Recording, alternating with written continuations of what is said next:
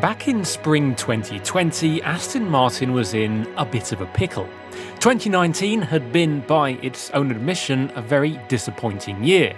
Share prices had plummeted, its CEO of almost 6 years had gone, and, like the rest of us, it was about to find itself right in the middle of a global pandemic.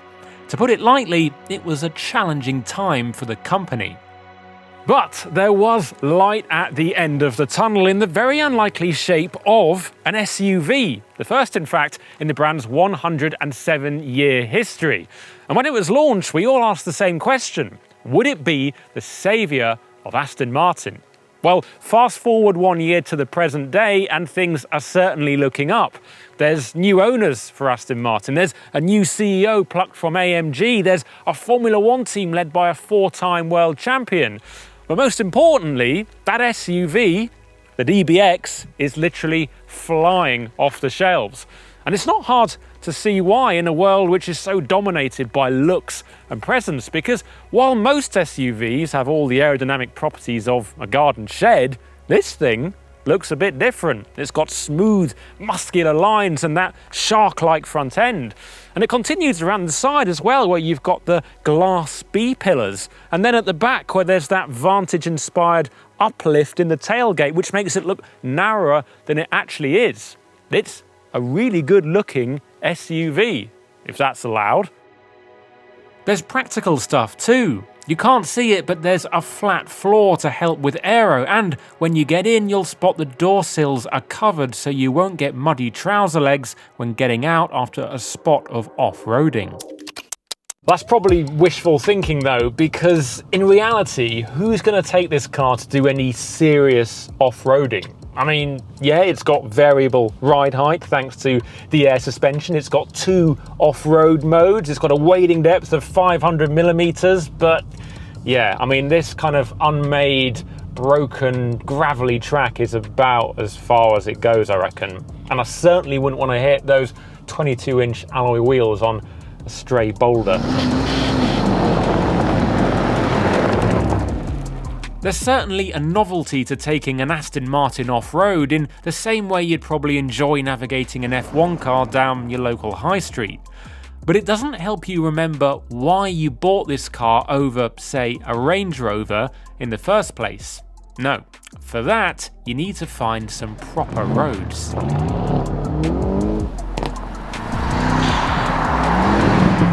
The first thing you need to know about driving this thing quickly is that despite Aston Martin using bonded aluminium in the construction, it still weighs in at just under 2.3 tons, which is a lot in anyone's book.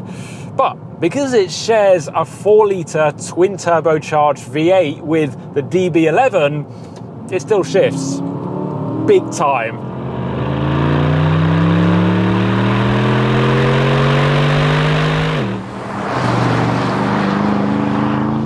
The figures speak for themselves. 542 brake horsepower, 516 pounds-foot of torque, 0 to 62 miles an hour in 4.5 seconds, and a top speed in an SUV of 181 miles an hour.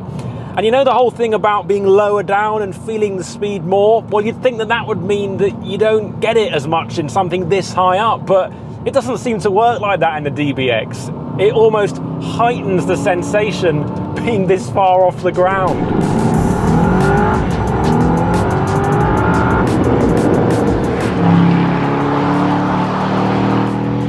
Honestly, every time you put your foot down in this, it just sounds like it is throwing petrol at the chamber.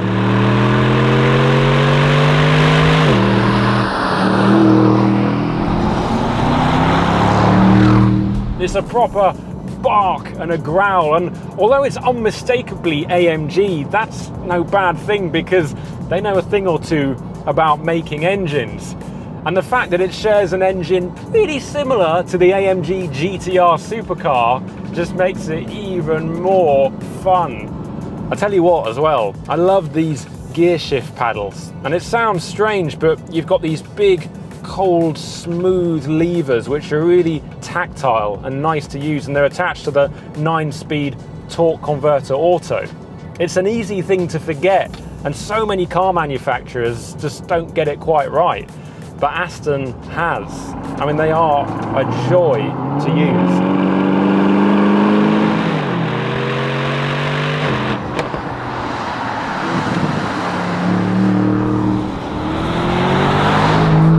Less easy to forget about, however, is the size of this thing. Clever design techniques mean that in pictures, you could almost imagine it being the same size as a Porsche Macan. Yet, in reality, it's roughly as long and as wide as a full-fat Range Rover. And it shows. This isn't a hard car to drive, I'm not saying that for a second, because it's actually, at most speeds, quite placeable on the road. But if you think it's somehow magically going to be like an Aston Vantage on stilts, then you're going to be a bit disappointed. You can't drive it in the same way because eventually the laws of physics will take over and it just feels a bit unwieldy. However, if you roll things back a touch, it starts to make more sense. The steering is quick for an SUV, but not overly so it's not nervous. The 48-volt electric anti-roll system means that you get similar levels of roll to a DB11, which is very impressive. And because this car can send up to 100% of the power to the back wheels, and it's got a limited slip differential at the back, it feels properly rear-driven in the corners, especially when you've got it in the Sport Plus mode.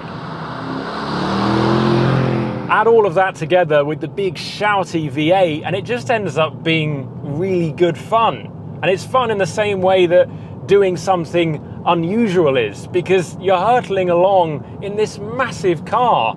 And although you're only going at 7/10, it's still way quicker than you thought you could go in an SUV.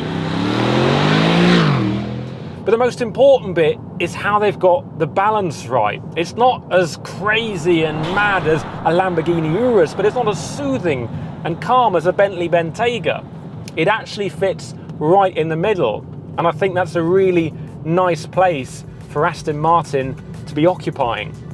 It's not all perfect, however. There are chinks in the DBX's armour that are largely understandable when you consider that this is uncharted territory for the brand. For example, the ride quality around town is firmer than you might expect, the interior is covered in buttons, the ergonomics are flawed, and the flap for the boot latch could have your finger clean off. And then, the all-important infotainment system is based on a dated Mercedes-Benz technology that doesn't support a touchscreen. But honestly, that's about it. You can list the problems with this car on one hand, and for a company that can afford to trade so heavily on its badge, the DBX is, objectively speaking, probably a bit better than it actually needs to be. And I didn't think I'd be saying that.